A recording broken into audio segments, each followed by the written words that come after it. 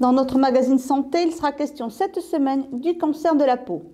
État des lieux de cette maladie en France, dépistage, prévention, quoi de neuf? Regardez.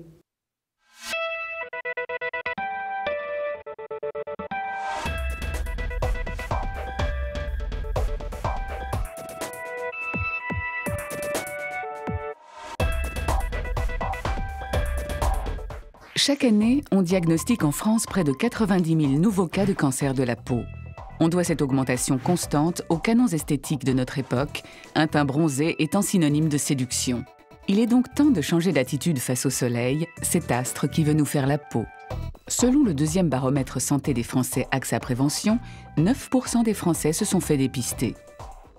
Mais comment faire la différence entre grains de beauté, taches suspectes comme les carcinomes, lésions les plus fréquentes mais les plus guérissables, ou les redoutables mélanomes, responsables de plus de 1000 décès par an?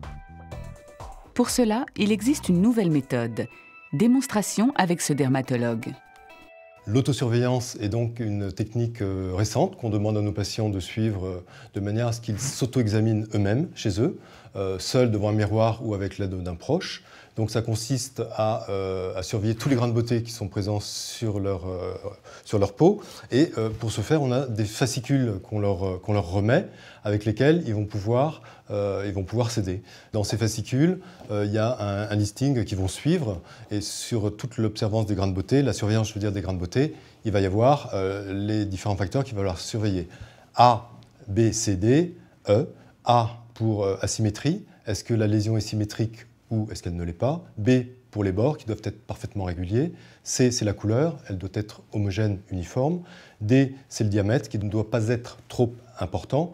Et E, c'est l'évolutivité, ce qui est primordial parce que tous les grains de beauté, normalement, ne doivent pas évoluer. Mais quels sont les bons réflexes à adopter pour bien se protéger du soleil? Et y a-t-il des avancées dans la prévention des cancers de la peau? La protection solaire est très importante et en particulier, il faut que les patients en vacances évitent certains horaires que sont schématiquement entre midi et 16 heures. Il faut qu'ils évitent d'aller au soleil parce que c'est là où les ultraviolets sont les plus agressifs. Il faut bien sûr qu'ils se protègent du soleil et pour ce faire, on a à disposition maintenant des crèmes avec des indices très élevé.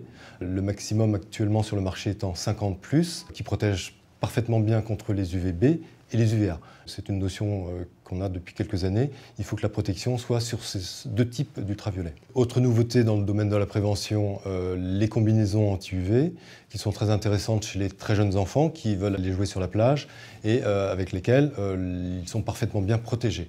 Donc n'hésitez pas à vous faire systématiquement et régulièrement contrôler chez votre dermatologue. Idéalement, c'est une fois par an.